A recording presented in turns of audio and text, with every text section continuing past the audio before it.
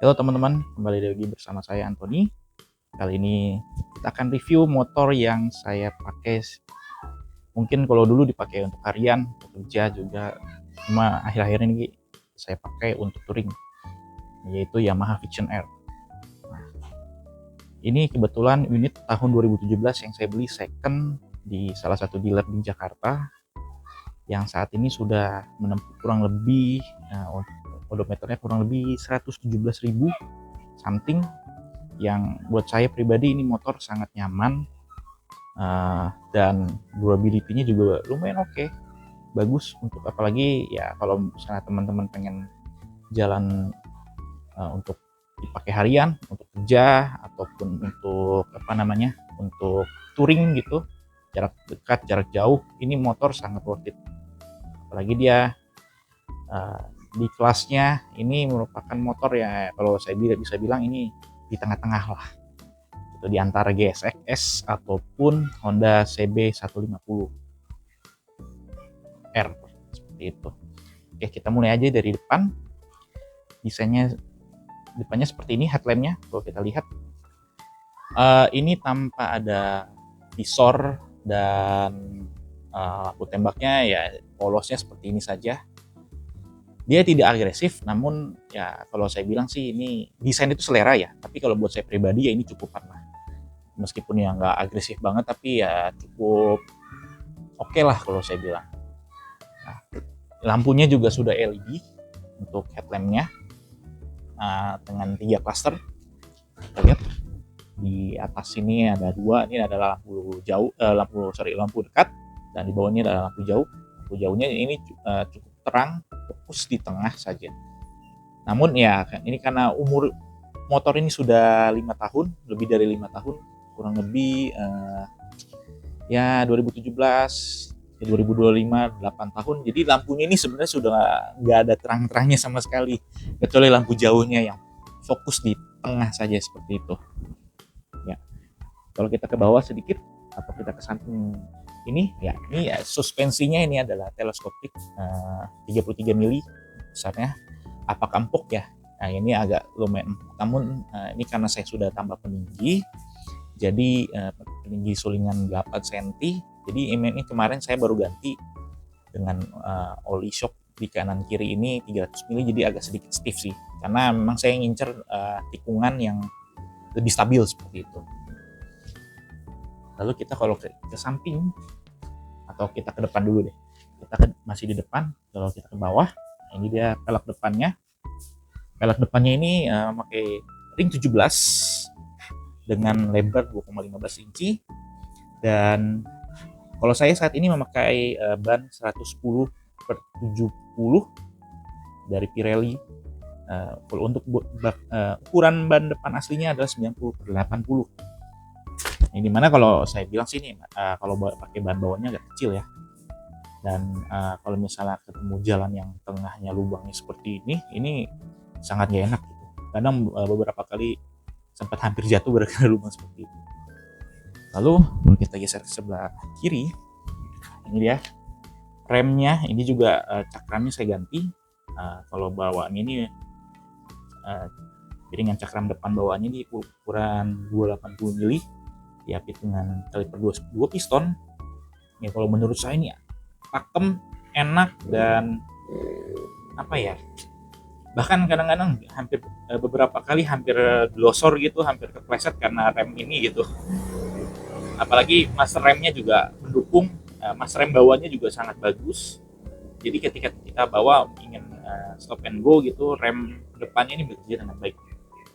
Ini saya ganti piringan depannya pakai punya PSM ukuran 320 mili, yang memang ya mirip-mirip karena ya kalipernya tidak nggak saya ganti seperti itu. Tapi untuk selang remnya saya ganti pakai punya TDR. Ini agak sedikit sudah hilang tulisannya, tapi pakai punya TDR ukuran 90 mili, motifnya karbon seperti ini. Nah, ya, kalau kita geser sedikit ke sebelah kiri,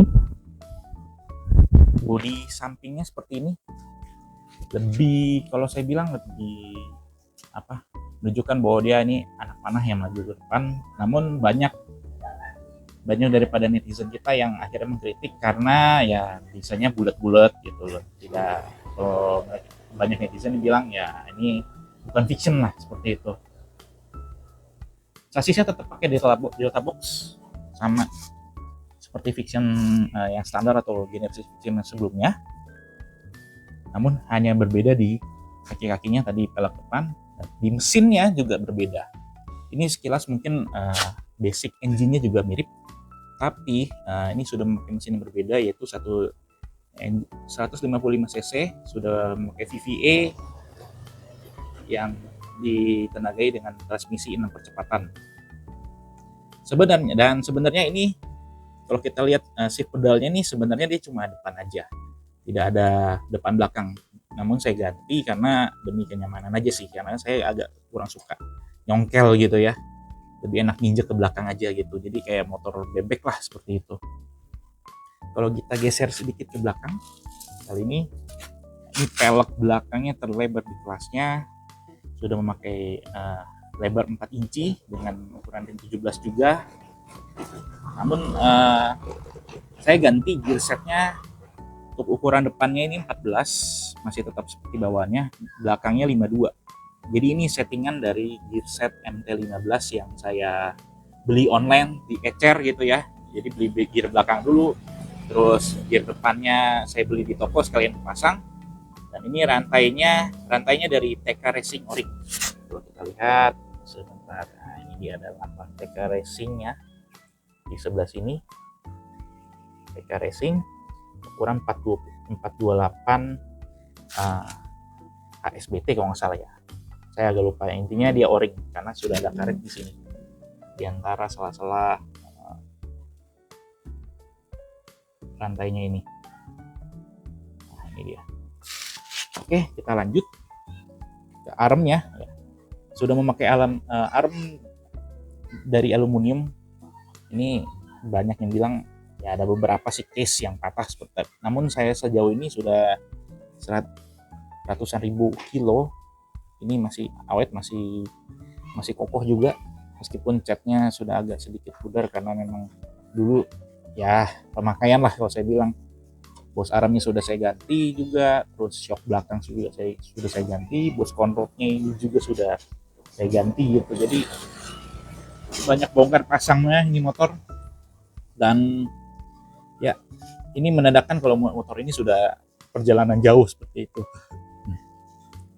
Oke, kalau kita lanjut ke belakang, geser ke belakang. Nah, ini stop lampnya ini sangat mungil, mini seperti Yamaha Saber, dan kayaknya ini plek ya sama Yamaha Saber. Kalau saya bilang, untuk spakbor ini juga sudah saya ganti belakangnya. Spakbor belakangnya sebenarnya ya juga, tapi belum apa ya, kalau saya bilang ini agak sedikit ke bawah gitu. Jadi kadang-kadang karena saya sudah pasang mudguard, jadinya suka mentok di mudguard. Ini ada bekas-bekasnya. Kalau mungkin agak kelihatan di kamera gitu ya, ada bekas-bekas yang di atas ini. Cuma kalau saya bilang nih sudah cukupan lah pakai mudguard ini. Namun karena saya juga pengen wajib memasang plat nomor belakang, nah, akhirnya tetap saya beliin semacam TLTD gitu untuk tetap pasang plat nomornya. Ini lampu sennya juga sudah saya ganti juga. Jadi sebenarnya lampu sennya ini kan besar ya, agak sedikit besar gitu. Ukurannya tetap untuk bentuknya sama seperti ini, namun saya ganti. Rumahnya juga sudah beberapa kali gitu ya, karena kena cipratan motor, akhirnya nggak hidup gitu. Akhirnya saya ganti dengan ukuran seperti ini sekarang, gitu ya. Dan lampu sennya pun juga sudah saya ganti LED gitu. Ya, kalau kali ini kita geser ke kanan. Nah, ini kalau dari sebelah kanan kita lihat ya, bodinya sama, shape-nya sama sampai ke belakang gitu. By the way, ini juga saya tambah bracket box yang udah kurang lebih umurnya udah hampir 5 tahun ya, kurang lebih gitu. Nah, ini dia penampakan mesin dari sebelah kanan. Ini juga sudah saya pasang klakson keong Denso yang suaranya cukup oke gitu. Lalu untuk knalpot sendiri saya sudah ganti juga dengan customan. Ini kalau kalian tadi lihat sekilas ini knalpot dari silinsernya R25 atau MT25 yang saya beli. Terus untuk leherannya ini saya custom seperti itu. Saya ganti semua leherannya, saya custom untuk stainless steel, lalu saya wrapping sendiri, jadi lebih enak gitu suaranya. Kalau kita mau dengar suaranya dulu deh. Oke. By the way, ini adalah bentuk speedometer digitalnya, menampilkan informasi yang cukup lengkap sih sebenarnya di sini. Kita tes dulu soundnya.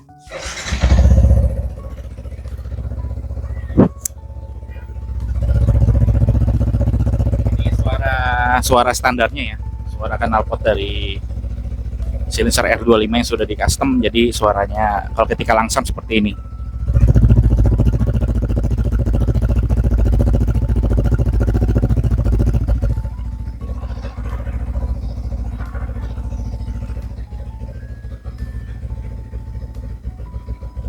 Oke, cukup.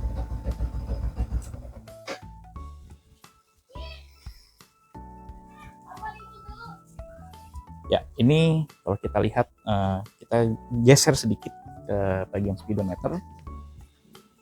Speedometernya sudah full digital, jadi ya mungkin teman-teman juga sudah banyak lihat di channel-channel YouTube yang lain juga. Seperti inilah tampilan speedometernya. Sebentar saya coba ganti posisi karena cahayanya cukup menghalangi gitu. Nah, jadi ya. Nah, ini dia tampilan speedometernya. Jadi ada jam digital, terus di sini ada average, bukan average, consumption real time. Ada kondisi bensin rata-rata 56,8, ada average speed atau kecepatan rata-rata, ada odometer sudah hampir 117.000. Ini sudah 116.700 sekian gitu, hampir 116.800. Ini ada trip 1, trip 2. Kalau biasanya trip 1 ini saya pakai untuk takaran jarak tempuh oli gitu. Untuk trip 2 nya ini dari bensinnya. Seperti itu. Balik lagi ke jam digital. Kalau saya lebih senang defaultnya jam digital supaya kita bisa lihat waktu aja. Terus saya juga pasang ini aksesoris tambahan, itu voltmeter, dan ada holder HP juga karena saya senang touring gitu jarak jauh. Jadi memang sangat butuh sekali untuk maps gitu ya. Biasanya saya taruh HP di sini dan kita bisa lihat jalannya dari sini seperti itu. Oke, itu saja mungkin dari saya. Kalau misalnya kalian suka sama video ini jangan lupa like. Kalau misalnya kalian nggak suka ya dislike. Sampai jumpa di video selanjutnya.